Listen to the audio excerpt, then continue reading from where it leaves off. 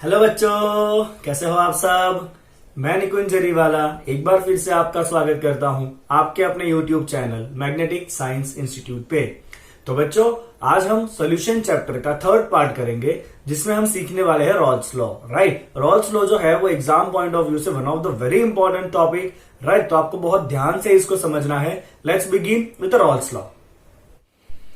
चलिए बच्चों, तो रॉल्स लॉ समझने से पहले आपको एक टर्म समझना है जो कि है वेपर प्रेशर। ठीक है, बिकॉज पूरा जो टॉपिक है वो वेपर प्रेशर के ऊपर ही डिपेंड करने वाला है। तो आपको सबसे पहले तो वेपर प्रेशर क्या है वो पता होना चाहिए। ये आपका 11th स्टैंडर्ड के अंदर था बच्चों, स्टेट्स ऑफ मैटर में, अगर आपको याद हो तो वेपर प्रेशर का मतलब है बच्चों pressure exerted by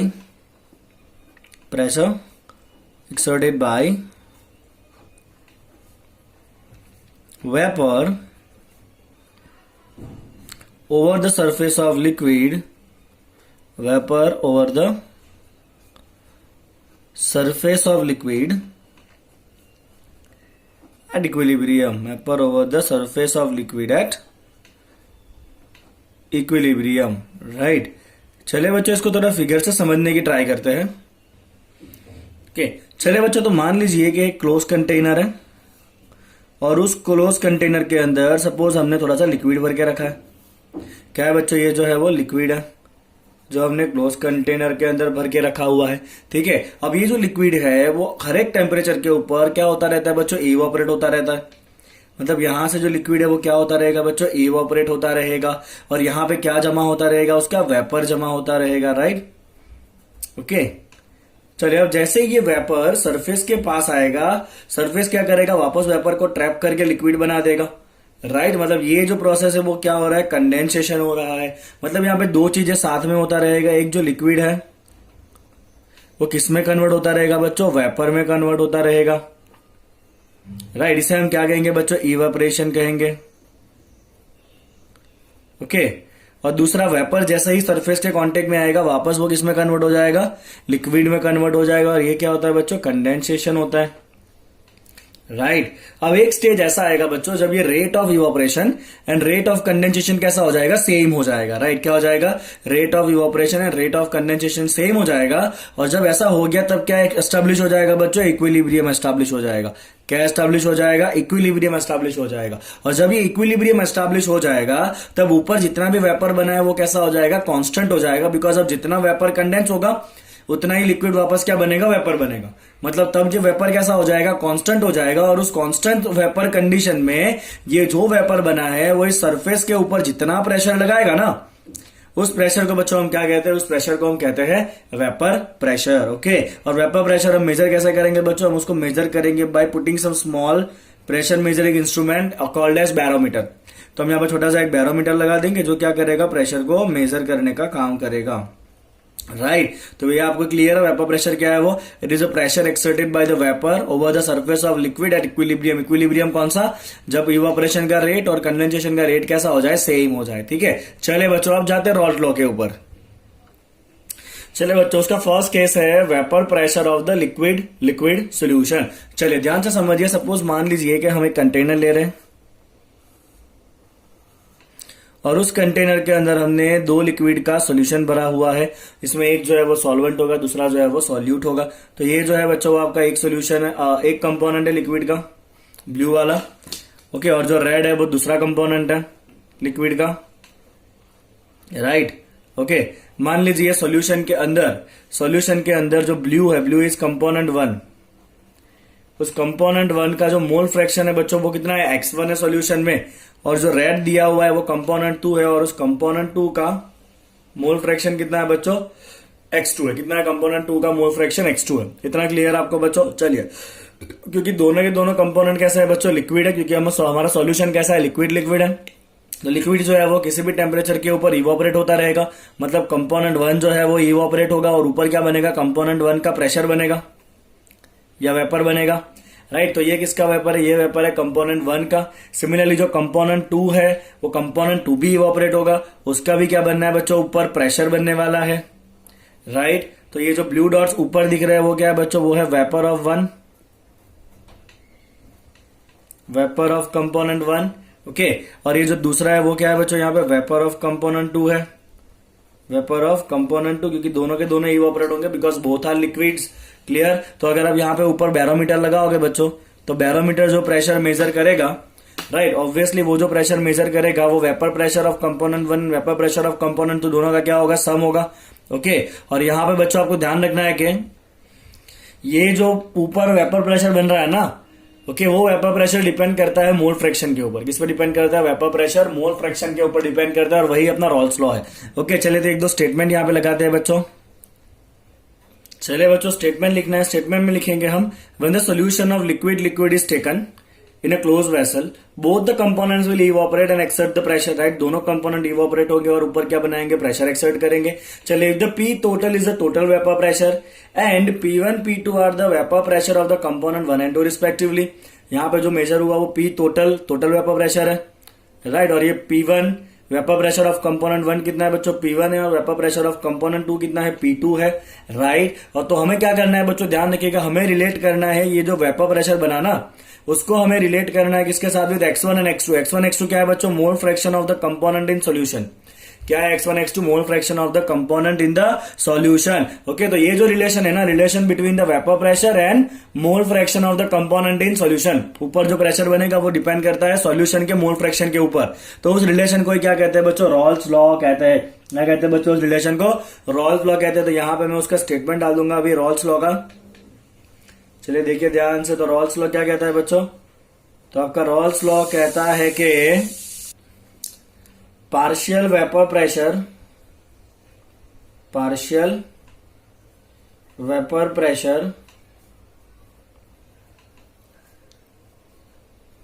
of each component, see this is the partial vapour pressure P1 and P2। तो ये जो partial vapour pressure, let's write this as PI। Partial vapour pressure of each component is directly proportional to, it is directly proportional to mole fraction of that component in solution। Clear बच्चों, दिख रहा है आपको नीचे तक? Okay, तो बहुत simple सा रिलेशन है कि ये जो पार्शियल प्रेशर बनेगा वो डायरेक्टली प्रोपोर्शनल टू है mole fraction of that component in the solution. तो आपका जो पार्शियल वेपर प्रेशर बनेगा PI, that is directly proportional to mole fraction of that component in solution. समझ में आया आपको क्या है Raoult's law? PI is proportional to XI। चलिए बच्चों आगे बढ़ते हैं अब। चलिए बच्चों, तो हमें याद रखना है partial vapour pressure is proportional to the mole fraction of solution, mole fraction in solution. तो पार्शियल प्रेशर ऑफ कंपोनेंट 1 बना था P1, तो that is proportional to mole fraction of that component. कितना था उसका सॉल्यूशन का मोल फ्रैक्शन, X1 था। अब यहां पर जो प्रोपोर्शनलिटी कांस्टेंट है ना बच्चों, वो आ जाने वाला है आपका P10। ओके, चलिए what does this P10 is, तो P10 जो है ना बच्चों, ये है vapour pressure of component 1, vapour pressure of component 1 if it is taken alone at same temperature, if it is taken alone at same temperature, right? Okay, तो अगर आपने सॉल्यूशन की जगह पे खाली कंपोनेंट 1 को लिया होता, तो खाली कंपोनेंट 1 जो है वो अकेला कितना वेपर प्रेशर एक्सर्ट कर पाता, that is what this P10। क्या है वो, ये P10 है, राइट। सिमिलरली बच्चों, vapour pressure of component 2 is proportional to the mole fraction of that component X2। यहां पे प्रोपोर्शनलिटी कांस्टेंट आप क्या करोगे बच्चों, P02 X2। P02 क्या होगा बच्चों, this is the vapour pressure of अब लिख सकते हो प्योर कंपोनेंट 2। अगर उसको अकेले को लिया होता, प्योर कंपोनेंट लिया होता, कंपोनेंट 2 अगर प्योर लिया होता और कुछ मिक्स करे बिना, तो वो अकेला जो वेपर प्रेशर लगा था एट सेम टेम्परेचर, वो क्या आपका P02 है। ओके, चलिए बच्चों अब यहाँ पे डाल्टन लॉ को पिक्चर में लेते हैं। डाल्टन लॉ क्या कहता है बच्चों, डाल्टन लॉ कहता है कि टोटल प्रेशर इक्वल टू क्या होता है ऑलवेज, डाल्टन लॉ कहता है कि total vapour pressure is equal to sum of the partial pressure P1 plus P2। Total pressure कितना होता है, गैसेस अगर है तो गैसेस का टोटल प्रेशर कितना होता है, सम ऑफ पार्शियल प्रेशर। चलिए P1 कितना है बच्चों आपका P10 X1, और P2 कितना है आपका, P2 है आपका P02 X2, that is your P total. समझ में आया आपको इतना?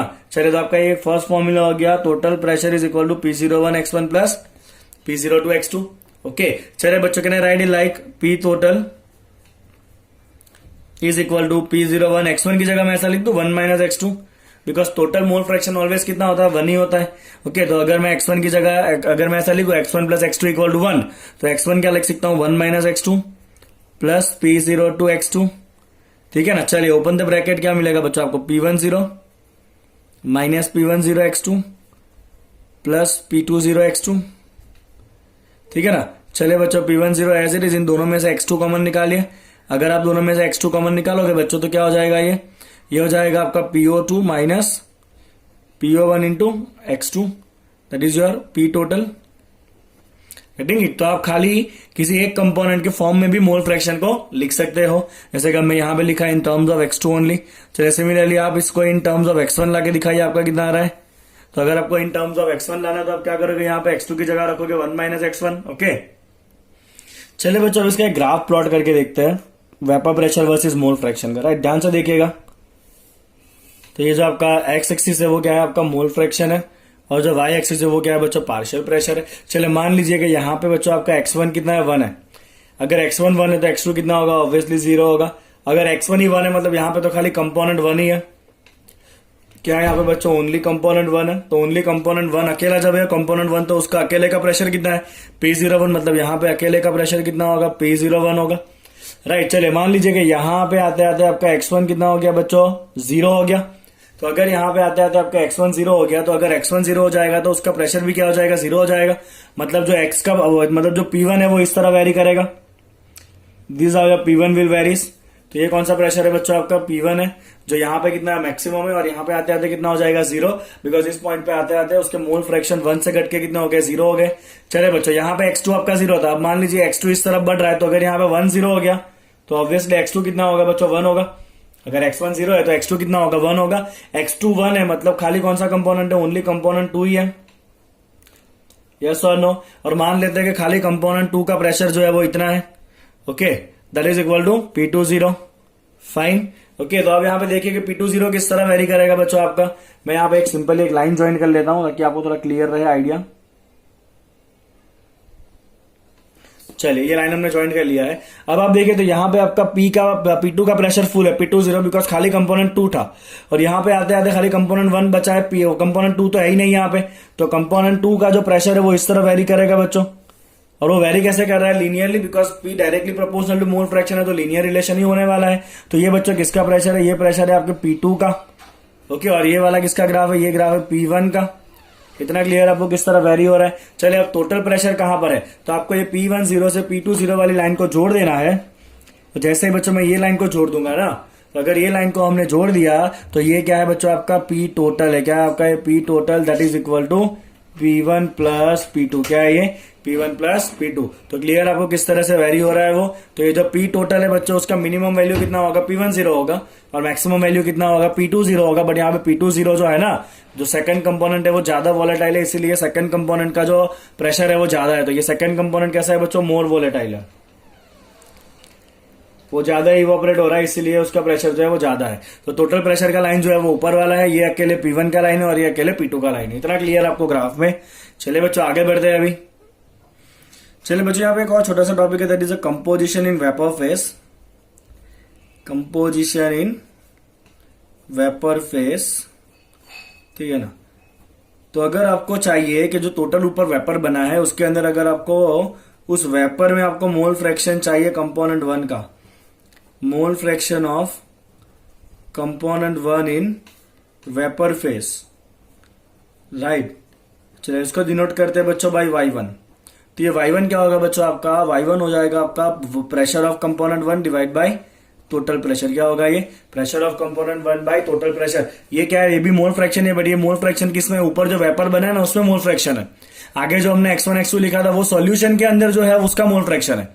ये किसका मोल फ्रैक्शन है, जो ऊपर वेपर बनी उसमें मोल फ्रैक्शन अगर निकालना है तो आप ऐसा निकालोगे. सिमिलरली अगर आपको मोल फ्रैक्शन ऑफ कंपोनेंट 2 चाहिए वेपर फेस में, तो वो क्या होगा बच्चों, आपका pressure exerted by the component 2 divide by total pressure. Clear आपको इतना. चलिए आगे ले जाता हूं आपको मैं. चलिए अब जरा समझिए, ये है आपका Raoult's law as a special case of the Henry's law. तो आपको याद होना चाहिए बच्चों, हेनरीज लॉ हमने ऐसा कुछ पढ़ा था, P equal to KH into x. Okay, और ये पी क्या था? पी था आपका pressure of gas above the solution, pressure of gas above the solution था, राइट। और ये एक्स क्या था आपका? एक्स था आपका सॉल्युबिलिटी, जिसे हम कहते हैं मोल fraction of gas in solution. याद है आपको क्या? ये mole fraction of gas in solution. और ये के एच क्या होता है आपका? हेनरीज कांस्टेंट होता है। चलिए बच्चों, रॉल्ट लॉ क्या कहता है? रॉल्ट लॉ कहता है कि P equal to P0 into x. ये कौन सा लॉ है आपका? ये आपका हेनरीज लॉ है। ओके, और ये क्या है बच्चों? आपका रॉल्स लॉ है। ओके, चलिए बच्चों इसको समझिए, दोनों को आप अगर कंपेयर करोगे तो यहां पे जो P है वो क्या है बच्चों? वेपर प्रेशर है जो ऊपर जमा हुआ है। क्या है बच्चों? ये वेपर प्रेशर है, राइट। और जो एक्स है वो क्या है बच्चों? एक्स जो है वो मोल फ्रैक्शन ही है। यस और नो? ओके, तो यहां पे हेनरीज लॉ के अंदर हम क्या करते हैं बच्चों? हेनरीज लॉ में गैस को हम डिसॉल्व कराते हैं किसके अंदर? लिक्विड के अंदर। You remember this? यस और नो? अब यहां पे हम क्या होता है, रॉल्ट लॉ के अंदर हमने जो केस किया बच्चों, उसमें क्या था? लिक्विड डिसॉल्व इन लिक्विड था।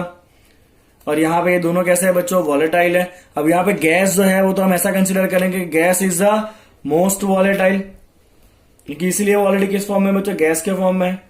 तो ये क्या हो जाएगा? गैस जो है उसको आप कंसिडर करिए most volatile component.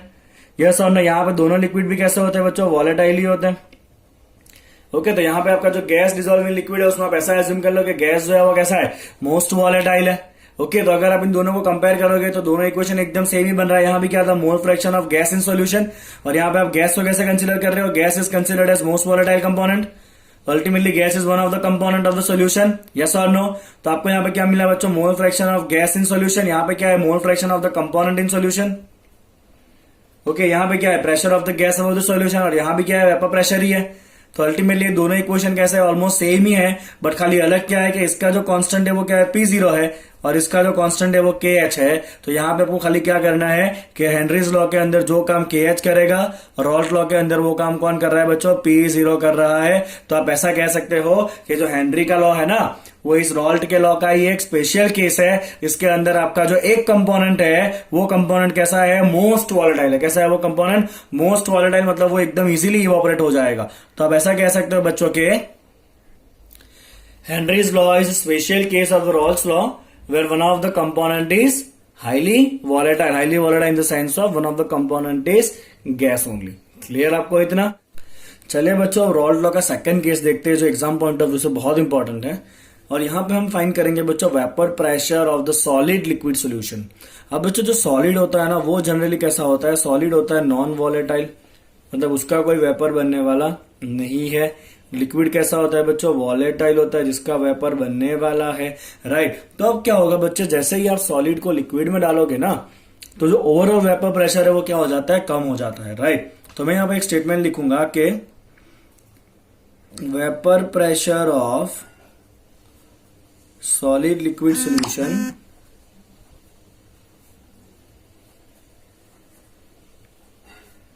is always less than vapor pressure of pure solvent, right. अब बच्चों ऐसा क्यों हो रहा है वो समझने की कोशिश कर रहे हैं, राइट। सपोज मान लीजिए कि ये कंटेनर है, क्लोज लेना है उसको आपको, ठीक है ना। चलिए, उसके अंदर सपोज ये भरा हुआ है आपने खाली सॉल्वेंट। क्या भरा है बच्चों? उसके अंदर आपने खाली सॉल्वेंट भरा हुआ है। तो ऊपर खाली किसके पार्टिकल होंगे? सारे सरफेस के ऊपर सॉल्वेंट के ही पार्टिकल है। और सॉल्वेंट कैसा है बच्चों? आपका लिक्विड है। लिक्विड मतलब वो इवोपरेबल है, मतलब सॉल्वेंट यहाँ पे क्या हो रहा है बच्चों? इवोपरेट हो रहा है, ठीक है ना। अब देखते हैं सॉल्यूशन बनाने पे क्या होगा। चलिए, आप जैसे ही इसके अंदर बच्चों कुछ ना कुछ सॉलिड सॉल्यूट डाल दोगे ना, क्या डाल दोगे? उसके अंदर कुछ ना कुछ सॉलिड सॉल्यूट डाल दोगे, तो अब यहाँ पे आपका ये सॉल्यूशन हो चुका है। क्या हो चुका है बच्चों? ये सॉल्यूशन हो चुका है, जिसके अंदर क्या क्या है? सॉलिड है और साथ में वो सॉल्वेंट है जो पहले से प्रेजेंट है। ओके, तो अब क्या होना है बच्चों? सरफेस के ऊपर कुछ कुछ जगह पे क्या होगा? ये सॉलिड के पार्टिकल्स आ जाएंगे। दिखा आपको ब्लू कलर का, ओके और इसकी वजह से क्या हुआ कि जो पूरा एक्सपोजर पहले लिक्विड को मिल रहा था सरफेस पे, वो पूरा एक्सपोजर मिलने वाला नहीं है। कुछ कुछ जगह जो है सरफेस पे वो कौन ऑक्यूपाई कर लेगा, सॉलिड पार्टिकल ऑक्यूपाई कर लेंगे। और सॉलिड तो कैसा होता है बच्चों, नॉन वॉलेटाइल होता है, मतलब वहां से इवोपरेशन बंद हो जाएगा। अगर वहां से बच्चों इवोपरेशन बंद हो गया तो अब इवोपरेशन का रेट जो है वो क्या हो जाएगा, कम हो जाएगा। अगर इवोपरेशन का रेट कम हो जाएगा तो ऊपर वेपर कम हो जाएगा, तो ऊपर वेपर कम होने की वजह से जो वेपर का प्रेशर है वो भी क्या हो जाना है बच्चों, कम हो जाने वाला है। ओके चलिए बच्चों देखते हैं आगे। अभी चलिए बच्चों उसकी स्टेटमेंट देख लेते हैं। जब हमने सोल्यूशन बनाया तो fraction of the surface covered by the solvent, पहले यहाँ पे देखिए प्योर सॉल्वेंट में पूरा सरफेस सॉल्वेंट ने कवर करा था। अब यहाँ पे सॉल्वेंट जो है उसका फ्रैक्शन क्या हो गया बच्चों, कम हो गया, बिकॉज बीच बीच में कौन घुस गया, सॉल्यूट के पार्टिकल घुस गए। तो fraction of the surface covered by the solvent जो वॉलेटाइल था वो डिक्रीज हो चुका है due to some fraction of the surface which is covered by the solute. Solute अभी कौन सा है आपका, सॉलिड है जो नॉन वॉलेटाइल है। तो due to this the number of solvent molecule escaping the surface also decrease, क्योंकि सरफेस पे सॉल्वेंट के पार्टिकल ही कम हो चुके हैं तो सरफेस छोड़ के जाने वाले भी पार्टिकल कैसे हो जाएंगे, कम हो जाएंगे। And because of this the vapour pressure is also reduce, right. अब ये वेपर प्रेशर में कितना रिडक्शन होगा बच्चों, ये बहुत इंपॉर्टेंट है और ये आपका थियोरिटिकल डेरिवेशन है जो अभी हम डिराइव करेंगे। चलिए ये जो भी वेपर प्रेशर कम हुआ ना, lowering in vapour pressure, right, वो खाली डिपेंड करता है, lowering in vapor pressure only depends on concentration of solute particle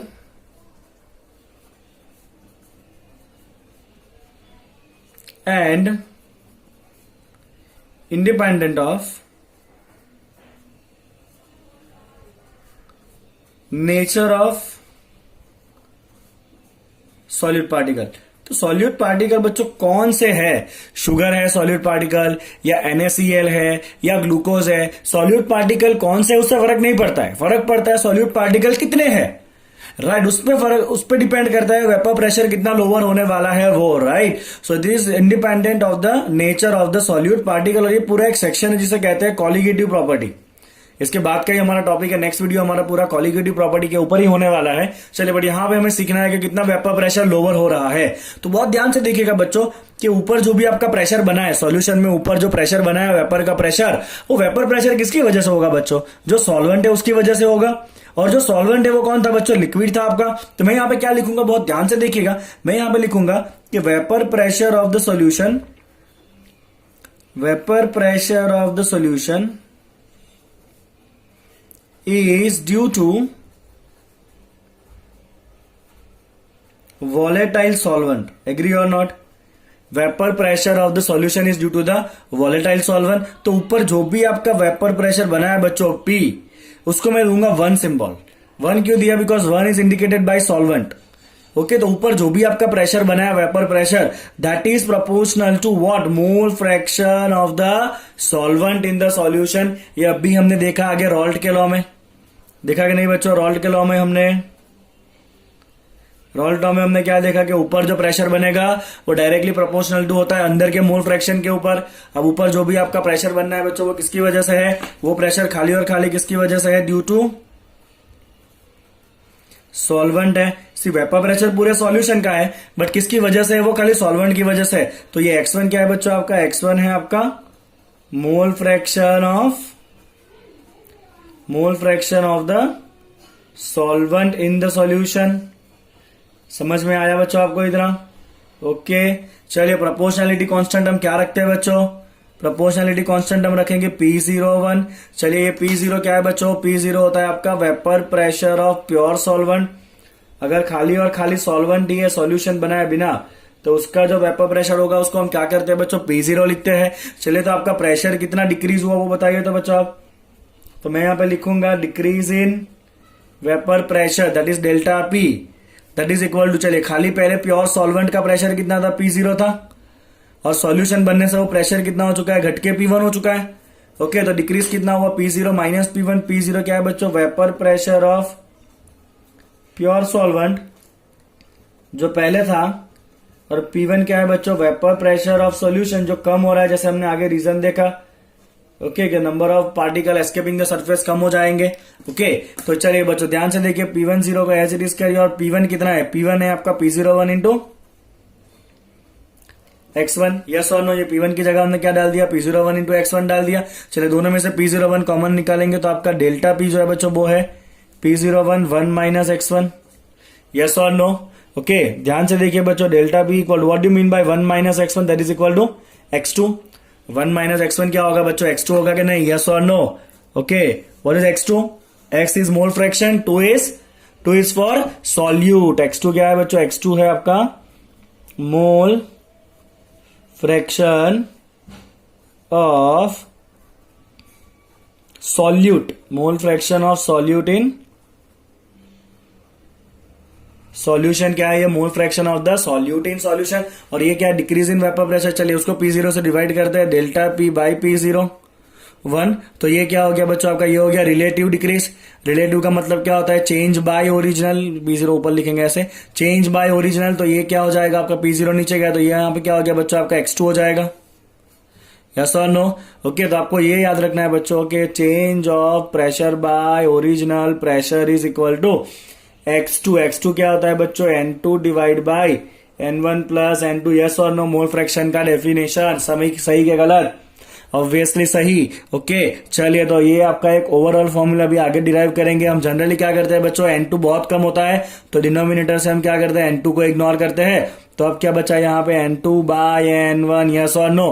N2 क्या होता है बच्चों, W2 बाय M2, और ये N1 क्या होगा बच्चों, W1 बाई M1। M1 कहाँ जाएगा, उसका ऊपर जाएगा। ये नोटेशन आपको पता होगा। 1 सारा किसके क्वांटिटी है, 1 सारा क्वांटिटी है बच्चों सॉल्वेंट के लिए, और 2 किसका है क्वांटिटी बच्चों, 2 है आपका सॉल्यूट के लिए। W क्या है बच्चों, गिवन वेट, और कैपिटल क्या होता है, W इज गिवन मास, और कैपिटल M क्या है बच्चों आपका मोलर मास है। क्या है बच्चों, कैपिटल जो है वो मोलर मास है, राइट। तो that is delta P by P10। तो देखिए जो भी वेपर प्रेशर कम हुआ वो खाली किस पे डिपेंड करता है, मोल फ्रैक्शन ऑफ सॉल्यूट के कॉन्सेंट्रेशन के ऊपर। ओके, यस और नो। तो वेपर प्रेशर कितना कम होगा वो खाली किस पे डिपेंड करता है, मोल फ्रैक्शन ऑफ सॉल्यूट के ऊपर, जो हमने पहले ही यहाँ पे लिखा था। तो ये जो है बच्चों आपको एक ओवरऑल रॉल्ट लॉ का फॉर्मूला है जो आपको याद रखना है। और इसको हम कब यूज करेंगे, जब हम सॉलिड को डिसॉल्व करेंगे किसके अंदर, लिक्विड के अंदर। तो वेपर प्रेशर कम होने का यह फॉर्मूला है, delta P by P0 equal to x2, that is equal to N2 by N1। और आप इस फॉर्म में भी उसको लिख सकते हो। क्लियर बच्चों, पूरा डेरिवेशन वापस एक बार देख लीजिए।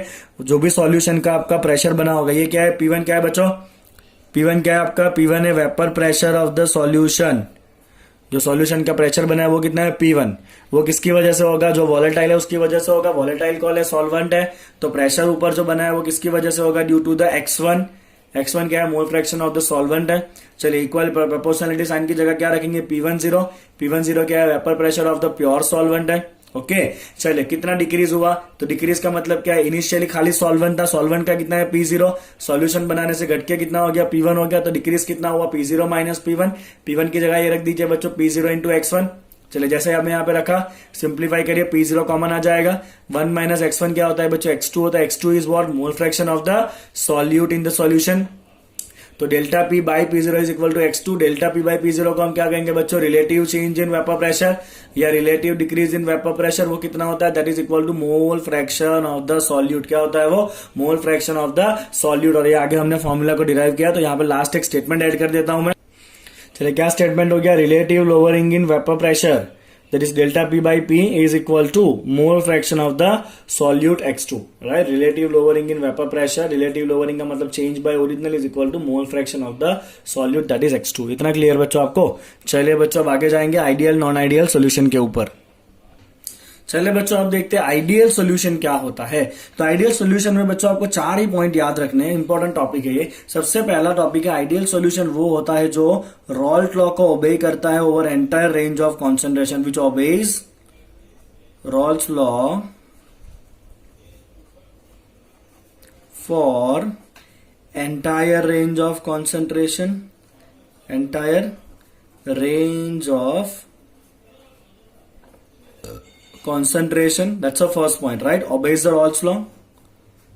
Second point, delta H of mixing is equal to 0। मतलब जब आप सॉल्यूट और सॉल्वेंट को ऐड कर रहे हो तो कोई भी हीट एब्जॉर्ब नहीं होना चाहिए कि कोई भी हीट इवॉल्व नहीं होना चाहिए। तो यहां पे हम क्या लिखेंगे बच्चों, नो हीट इज एब्जॉर्ब्ड और evolved during formation of the solution, during formation of the solution. मतलब ना सॉल्यूशन गर्म होना चाहिए ना सॉल्यूशन ठंडा होना चाहिए, जब आप दोनों को मिक्स करो तब, राइट। चलिए बच्चों, थर्ड पॉइंट है delta we of mixing is 0। Okay, delta we of mixing मतलब वॉल्यूम में कोई गड़बड़ नहीं होना चाहिए। मतलब अगर आप 10 ml सॉल्यूट के अंदर 10 ml सॉल्वेंट के अंदर 5 ml सॉल्यूट ऐड करो तो टोटल 15 ml ही होना चाहिए। कितना होना चाहिए, टोटल 15 ml होना चाहिए। यहाँ पे 14 या 16 नहीं होना चाहिए। वॉल्यूम में कोई एरर नहीं आना चाहिए। तो हम यहाँ पे लिखेंगे volume of solution, volume of solution must be equal to total volume of solute and solvent. Clear बच्चों इतना। चलिए तीसरा एक पॉइंट देखते हैं बच्चों, ए टाइप का interaction force, B interaction force and A B interaction force, ये ऑलमोस्ट कैसे होने चाहिए बच्चों, सेम होने चाहिए। चलिए ए क्या है बच्चों, तो ए है आपका इंटरेक्शन फोर्स बिटवीन या intermolecular force between interaction force between solute particles. तो सॉल्यूट के जो भी पार्टिकल होंगे उनके अंदर अंदर जो फोर्स होगा वो ए है। ये जो है वो इंटरएक्शन फोर्स है between the solvent particle. Solvent के जो पार्टिकल है बच्चों उनके बीच का इंटरेक्शन फोर्स क्या है, बीबी है। अब आप जैसे ही सॉल्यूट और सॉल्वेंट को ऐड करोगे तो दोनों एक दूसरे के पास पास आएंगे, मतलब उन दोनों के बीच में भी इंटरेक्शन होगा। तो इन दोनों के बीच का जो इंटरेक्शन फोर्स है ए बी, राइट, वो ए बी इंटरेक्शन फोर्स भी जो है वो ए और बीबी के नियरली इक्वल टू होना चाहिए। तो बच्चों ये क्या है, ये है आपका interaction force between solute and solvent, between solute and solvent. ये 4 पॉइंट अगर फुलफिल हो गए बच्चों तो सॉल्यूशन कैसा होगा, आइडियल होगा। ओबे रोल टू ओबे करना चाहिए for entire range of concentration. Mixing का एंथैल्पी 0 होना चाहिए, मतलब कोई हीट एब्जॉर्ब या इवॉल्व नहीं होना चाहिए। मिक्सिंग का जो वॉल्यूम का डिफरेंस है वो कैसा होना चाहिए, 0 होना चाहिए। और चौथा, इंटरेक्शन फोर्सेस कैसे होने चाहिए, सेम होने चाहिए। Solute solute interaction, solvent solvent interaction and solute solvent interaction कैसा होना चाहिए बच्चों, सेम होना चाहिए। चलिए हमें पता है आइडियल जो है ना वो खाली कंसेप्ट होता है, कभी भी 100% आइडियल सॉल्यूशन मिलता नहीं है। बट एक दो एग्जाम्पल आप लिख सकते हो बच्चों, दैट इज हेक्सेन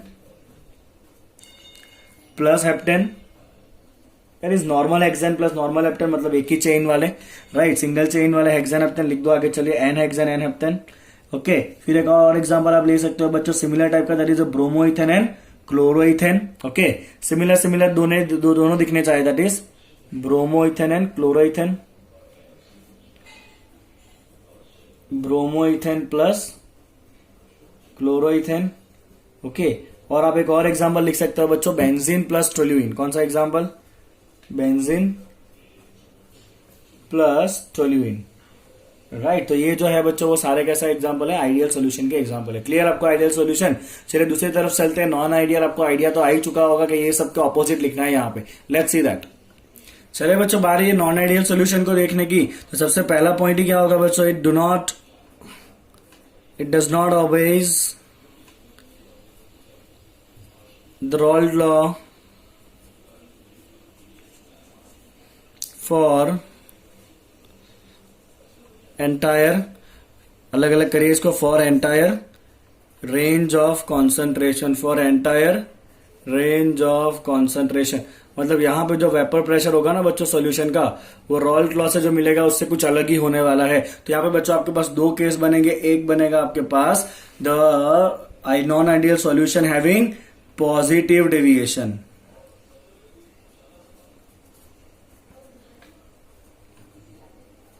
ओके, और दूसरा बनेगा यहाँ पे non ideal solution having negative deviation. चलिए पहले पॉजिटिव डेविएशन के बारे में पढ़ते हैं, राइट। चलिए पॉजिटिव डेविएशन में क्या होगा बच्चों, यहां पे होगा एक्चुअल वेपर प्रेशर जो होगा ना, एक्चुअल वेपर प्रेशर जो होगा बच्चों, it is more then the pressure calculated by Raoult.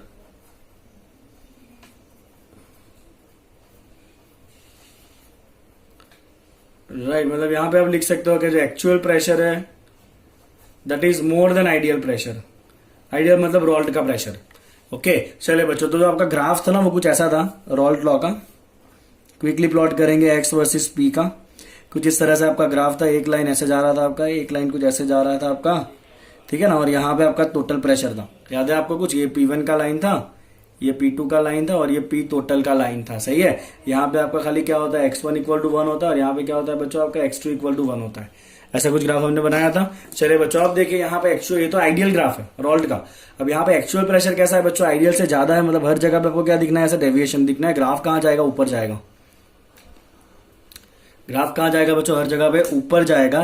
तो ये जो है ना वो क्या है बच्चों, एक्चुअल वेपर प्रेशर है। क्या है ये, एक्चुअल वेपर प्रेशर। और कौन सा ग्राफ है ये आपका, पॉजिटिव डेविएशन, बिकॉज प्रेशर जो है वो एक्चुअली कैसा है, ज्यादा है। ये जो है वो कैसा है बच्चों, आइडियल है रॉल्ट वाला। और ये ऊपर जो है वो कैसा है बच्चों, एक्चुअल वेपर प्रेशर है। अब ऐसा क्यों हो रहा है बच्चों, तो ऐसा होने का रीजन ये है कि आपका जो ए बी इंटरेक्शन है ना, ए बी इंटरेक्शन जो है वो वीक हो चुका है। A B interaction is weaker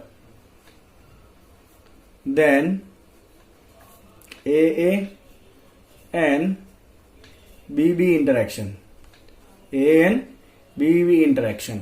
चलिए, ए बी का मतलब क्या है बच्चों, सॉल्यूट एंड सॉल्वेंट को जब मिक्स करोगे ना तो सॉल्यूट सॉल्वेंट के बीच का जो इंटरेक्शन है वो कम है as compared to the solute solute and solvent solvent interaction. चलिए बच्चों, एक एग्जांपल से बताता हूं मैं आपको। चलिए, अगर मैंने इसका एग्जांपल लिया बच्चों, सपोज मान लीजिए कि आपके पास इथेनॉल है और इस इथेनॉल के अंदर आपने डाल दिया एसीटोन। आपको पता होना चाहिए कि जो इथेनॉल है वो कैसा होता है बच्चों, हाइड्रोजन बॉन्डेड होता है। ओके, तो इथेनॉल के मोलिक्यूल कुछ इस तरह से अच्छे से हाइड्रोजन बॉन्ड से जुड़े होंगे। CH3OH, ये यहाँ पे हाइड्रोजन बॉन्ड बनाएगा लाइक दिस CH3OH के साथ, ठीक है। फिर ये आगे वापस ऐसे हाइड्रोजन बॉन्ड बनाएगा यहाँ पे विद दिस HOCH3। तो इस तरह से बहुत सारे हाइड्रोजन बॉन्ड होंगे किसके बीच में बच्चों, CH3OH के बीच में। ये किसी और OH के साथ ऐसे जुड़ा होगा हाइड्रोजन बॉन्ड से CH3OH। ओके, तो because of this kind of the hydrogen bond, ये सारे क्या है, हाइड्रोजन बॉन्ड है, इसलिए मॉलिक्यूल जो है वो इतने इजीली एस्केप नहीं कर पाएंगे, मतलब वेपर जो है वो कम बनेगा। बट जैसे ही आपने बीच में एसीटोन डाल दिया, क्या डाल दिया बीच में बच्चों, एसीटोन अंदर ऐड कर दिया, तो यहाँ पे जो दो अल्कोहल के पार्टिकल थे उसके बीच में यहाँ पे कौन आ जाएगा, एसीटोन आ जाएगा। यहाँ भी कौन आ जाएगा, एसीटोन आ जाएगा। हर जगह पे तो नहीं आएगा बट बहुत सारे इंटरेक्शन फोर्स जो है वहां पे बीच में कौन घुस गया बच्चों, एसीटोन घुस गया। अगर बीच में एसीटोन घुस गया तो एसीटोन क्या करेगा, हाइड्रोजन बॉन्ड को वीक कर देगा। क्या करेगा ये, it will weaken the hydrogen bond, weaken the hydrogen bond between alcohol particle. समझ में आ रहा है आपको। ओके, अगर बॉन्ड वीक हो गए तो जो अल्कोहल पार्टिकल है वो इजीली एस्केप हो सकते हैं। Okay, so due to weak bond, due to weak solute solvent interaction force, due to the weak solute solvent interaction force, it become easy for particles to escape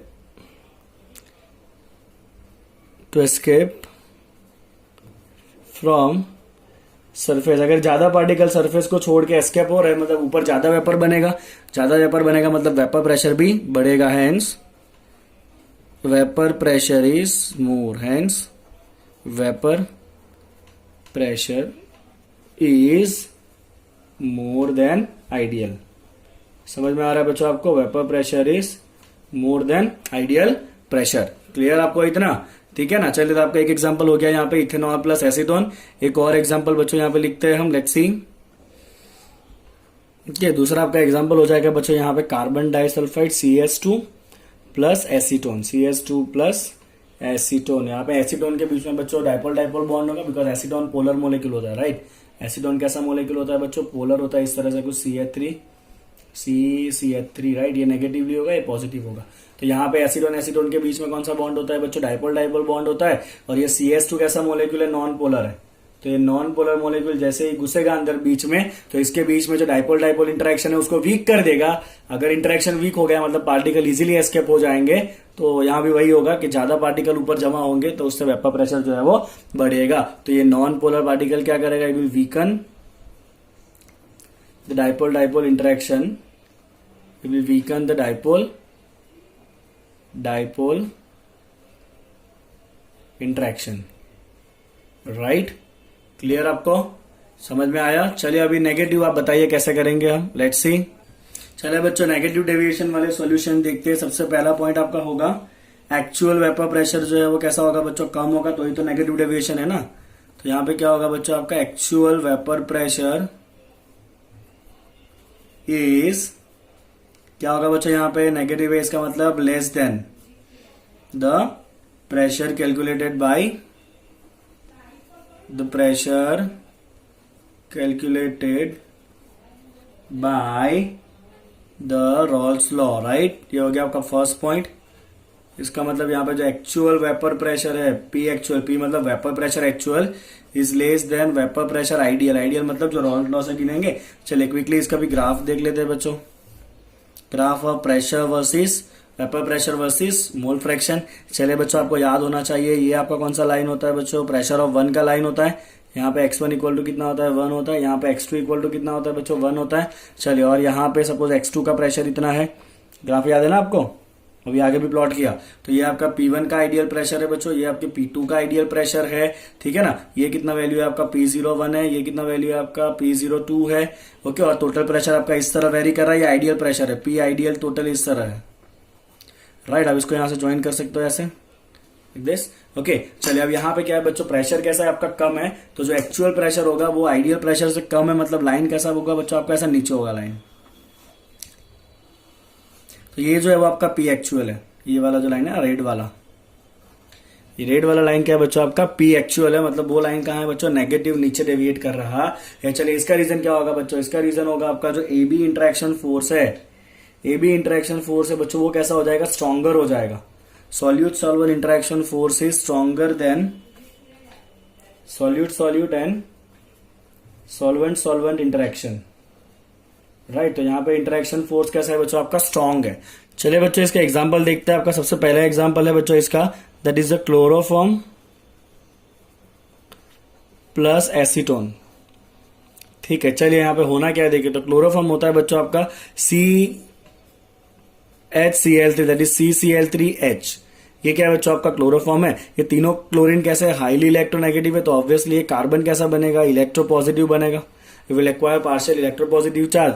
दूसरा है बच्चों आपका acetone, acetone होता है आपका CH3COCH3, ये क्या है आपका एसीटोन है, CH3COCH3। And we know that oxygen कैसा होता है बच्चों, इलेक्ट्रोनेगेटिव होता है, ओके। सपोज मान लीजिए इन दोनों में से एक आपका सॉल्यूट है, दूसरा आपका सॉल्वेंट है। अभी यहाँ पे जैसे ही दोनों एक दूसरे के पास आएंगे, आप जैसे ही दोनों को मिक्स करोगे ना, तो क्लोरोफॉर्म का पॉजिटिव हाइड्रोजन और एसीटोन का नेगेटिव ऑक्सीजन एक दूसरे के साथ कौन सा बॉन्ड बनाएंगे बच्चों, हाइड्रोजन बॉन्ड बनाएंगे, ओके। तो ऐसा पहले तो कोई बॉन्ड था नहीं, जैसे ही दोनों को मिक्स किया तो कौन सा बॉन्ड बन गया बच्चों, हाइड्रोजन बॉन्ड बन गया। तो due to formation of this stronger hydrogen bond, due to formation of stronger hydrogen bond between chloroform CCl3H and acetone that is CH3COCH3। अब अगर बॉन्ड स्ट्रांग हो गया तो एस्केप होने की कैपेसिटी बढ़ेगी या कम हो जाएगी, कम हो जाएगी ना, क्योंकि बॉन्ड स्ट्रांग हो चुका है, पकड़ मजबूत हो चुकी है। So due to the formation of a stronger hydrogen bond between chloroform and acetone, the escaping tendency will reduce, the escaping tendency is reduce। अगर escaping tendency reduce हो गई तो क्या होना है, वेपर प्रेशर क्या होना है बच्चों, ऑल्सो रिड्यूस। अगर वेपर प्रेशर रिड्यूस हुआ तो डेविएशन कैसा होगा, नेगेटिव होगा। एक और बच्चों आपका एग्जांपल है यहाँ पे phenol plus aniline, phenol plus aniline. चलिए फिनॉल जो है ना बच्चों वो होता है बेंजीन रिंग के ऊपर OH, ऑक्सीजन नेगेटिव होता है, हाइड्रोजन कैसा बनेगा बच्चों, पार्शियल पॉजिटिव बनेगा। एनिलीन क्या होता है बच्चों, एनिलीन होता है आपका बेंजीन के ऊपर NH2, NH2, ये आपका एनिलीन है और नाइट्रोजन के पास एक लोन पेयर होगा। लोन पेयर है मतलब नाइट्रोजन जो है वो ज्यादा इलेक्ट्रोनेगेटिव है। तो जैसे ही बच्चों आप ये फिनॉल और एनिलीन को एक दूसरे के पास लाओगे, एक दूसरे के साथ मिक्स कराओगे, तो फिनॉल का ये हाइड्रोजन और एनिलीन का ये नाइट्रोजन जिसके पास इलेक्ट्रॉन पेयर है, दोनों क्या बनाएंगे बच्चों, एक स्ट्रॉन्ग हाइड्रोजन बॉन्ड बना लेंगे। अगर स्ट्रॉन्ग हाइड्रोजन बॉन्ड बन गया मतलब यहाँ भी क्या होगा, एस्केप होने की टेंडेंसी जो है वो बढ़ेगी घटेगी, घटेगी मतलब यहाँ पे भी जो प्रेशर है वो कम हो जाएगा। तो ये हो गया बच्चों आपका about the negative deviation. Clear आपको रॉल्ट लॉ? ओके तो आइडियल सॉल्यूशन में रॉल्ट लॉ ऑबे होगा, नॉन आइडियल में रॉल्ट लॉ ऑबे नहीं होगा। अगर प्रेशर ज्यादा हुआ रॉल्ट लॉ से तो पॉजिटिव डेविएशन, प्रेशर कम हुआ तो नेगेटिव डेविएशन। ओके चलिए बच्चों अभी एक लास्ट टॉपिक बाकी है इस वीडियो का, लेट्स सी दैट। चलिए बच्चों एजियोट्रॉप देखते क्या है वो। सपोज मान लीजिए बच्चों कि आपके पास दो अलग अलग लिक्विड्स है। जो लिक्विड ए है बच्चों उसका बॉइलिंग पॉइंट है 100 डिग्री सेल्सियस, ये क्या है बच्चों, बॉइलिंग पॉइंट है TB। और जो लिक्विड बी है बच्चों उसका बॉइलिंग पॉइंट है 150 डिग्री सेल्सियस। अब आपने दोनों को मिक्स करके सॉल्यूशन तो बना दिया। अब आपने सॉल्यूशन बना दिया बच्चों, और अब क्या हो रहा है, जैसे ही आप इसको गर्म करोगे, राइट, जैसे ही गर्म करोगे तो पहले कौन सा टेम्परेचर आएगा, 100 डिग्री आएगा। मतलब पहले कौन होगा, ए जो है वो इवोपरेट हो जाएगा, और उसके बाद में कौन इवोपरेट होगा, बी इवोपरेट होगा। राइट मतलब यहाँ पे जो दोनों जो आपने जो मिक्सचर बनाया है उसको जैसे ही आप गर्म करोगे तो वापस ए एंड बी जो है वो सेपरेट हो जाएगा। और इसको हम क्या कहते हैं बच्चों, उसको हम कहते हैं डिस्टिलेशन। याद है आपको ऑर्गेनिक केमिस्ट्री प्योरिफिकेशन वाला टॉपिक, डिस्टिलेशन आता है उसमें, जहां पे बॉइलिंग पॉइंट के डिफरेंस से हम दो कंपोनेंट को अलग करते हैं। राइट तो यहाँ पे जैसे ही आप सॉल्यूशन को गर्म करोगे तो बॉइलिंग पॉइंट जिसका कम होगा वो पहले निकल जाएगा, और जिसका बॉइलिंग पॉइंट ज्यादा होगा वो बाद में निकलेगा। मतलब आपका जो बॉइलिंग है वो एक ही सेम टेम्परेचर पे नहीं हो रहा है। ओके अब एजियोट्रॉप क्या है बच्चों वो समझिए आप। तो एजियोट्रॉप जो है ना वो ऐसे बाइनरी सॉल्यूशन है, ऐसे बाइनरी सॉल्यूशन है बच्चों विच have constant boiling point, which have constant boiling point। Boiling point कैसा है, कांस्टेंट। ऐसा नहीं है कि पहले एक जाएगा फिर दूसरा जाएगा, दोनों साथ में इवोपरेट होना चालू होंगे या बॉइल होना चालू होंगे। तो आप यहां पे ऐसा भी लिख सकते हो कि this solution have same composition, they have same composition in liquid as well as vapor phase। they have same composition in liquid phase as well as vapor phase, because एक साथ में ही दोनों इवोपरेट हो रहा है ना। तो जो कंपोजिशन लिक्विड में होगा, सॉल्यूशन में होगा, वही कंपोजिशन ऊपर प्रेशर, ऊपर वेपर में भी रहने वाला है। तो ऐसे मिक्सचर को हम क्या कहते हैं बच्चों, एजियोट्रॉप कहते हैं। इतना क्लियर आपको एजियोट्रॉप क्या है वो? ओके चलिए बच्चों अब मैं बताता हूं आपको टाइप्स ऑफ एजियोट्रॉप। तो एजियोट्रॉप बच्चों मेनली दो टाइप के हैं। एक है आपका minimum boiling azeotrope, minimum boiling azeotrope, समझेगा बहुत ध्यान से। मिनिमम बॉइलिंग एजियोट्रॉप क्या है बच्चों? तो मिनिमम बॉइलिंग एजियोट्रॉप वो है, सपोज आपने इन्हीं दोनों को मिक्स किया, और अगर मिनिमम बॉइलिंग एजियोट्रॉप है ना तो बॉइलिंग पॉइंट जो है वो दोनों में से जिसका कम है ना उससे भी कम हो जाएगा। राइट मतलब अगर मान लीजिए कि बॉइलिंग पॉइंट जो है वो लेस देन 100 है, राइट, सॉल्यूशन का बॉइलिंग पॉइंट कितना है, 100 से भी कम है।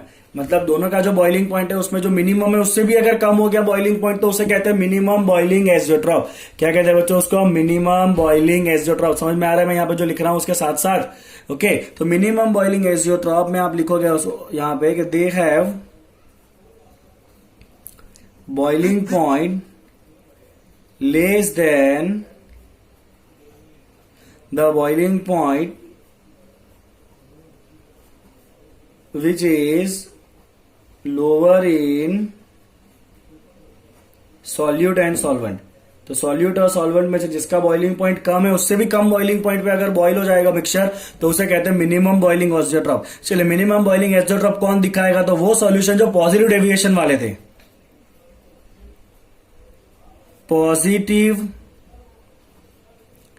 Deviated non ideal solution, positive deviated non-ideal solution are minimum boiling azeotrope। they are minimum boiling azeotrope। तो इंपॉर्टेंट पॉइंट है ये, पॉजिटिव डेविएशन वाले जो है वो। अब ऐसा क्यों है बच्चों, यहाँ पे ध्यान से आप देखिए, मैं आपको समझाता हूं ये कि क्यों ऐसा हुआ।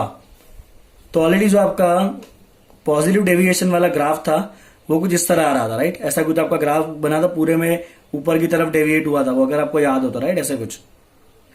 मतलब ऑलरेडी उसका वेपर प्रेशर जो है वो ज्यादा हो चुका है, राइट। तो ये जो है ना वो आपका मैक्सिमम वेपर प्रेशर है सॉल्यूशन का, पी मैक्सिमम। अब बॉइलिंग पॉइंट क्या होता है बच्चों, आपको पता है? तो बॉइलिंग पॉइंट जो है ना वो टेम्परेचर है जहां पे आपका वेपर प्रेशर 1 बार होता है। तो बॉइलिंग पॉइंट क्या है बच्चों? बॉइलिंग पॉइंट जो है वो है द वेपर प्रेशर एट, ये क्या है? बॉइलिंग पॉइंट है। Boiling point is the vapour pressure at boiling point is the temperature at which it is the temperature at which the vapor pressure become atmospheric,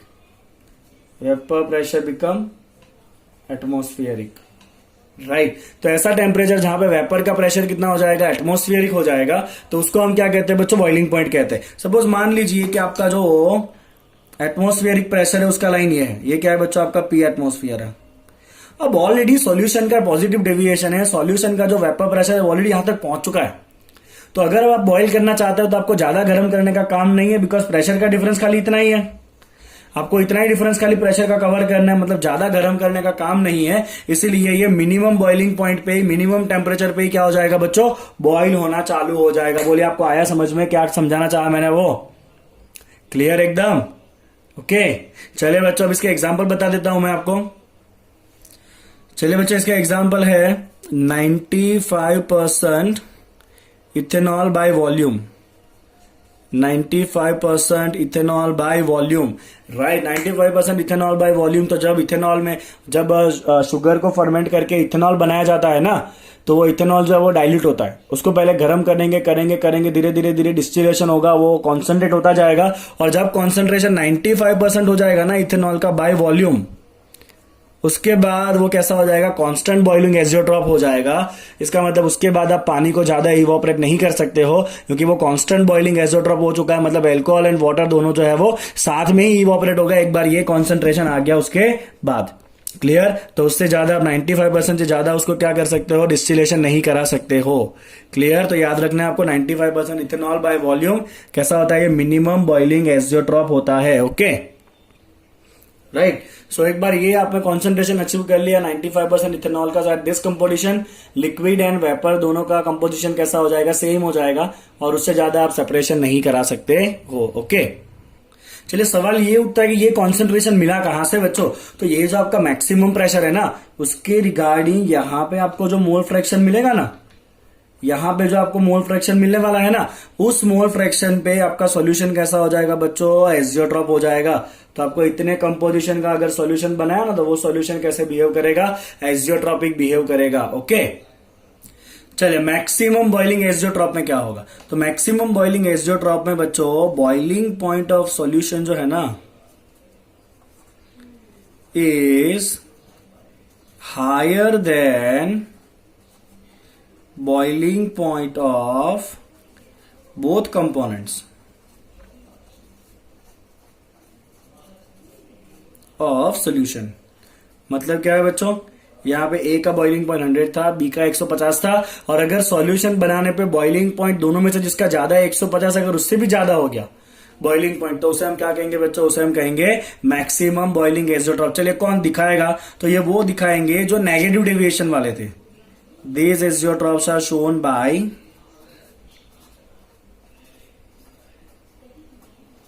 negative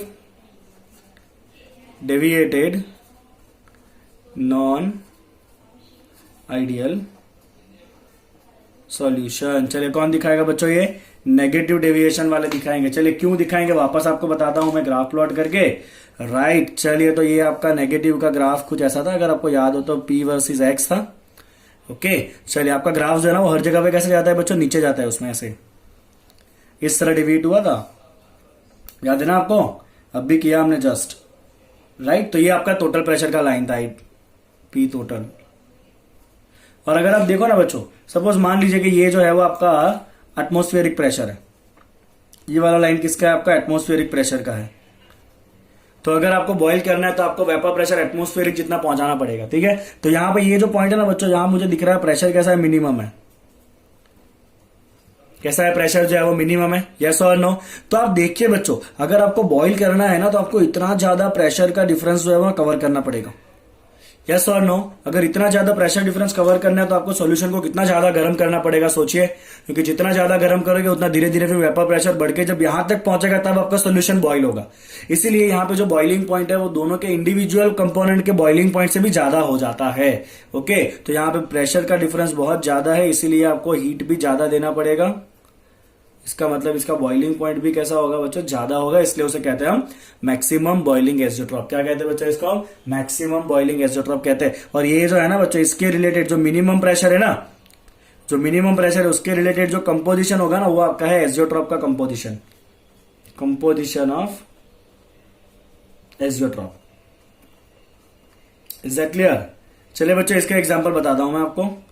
तो इसका जो example है बच्चों वो है आपका 68% nitric acid HNO3 and 32% water.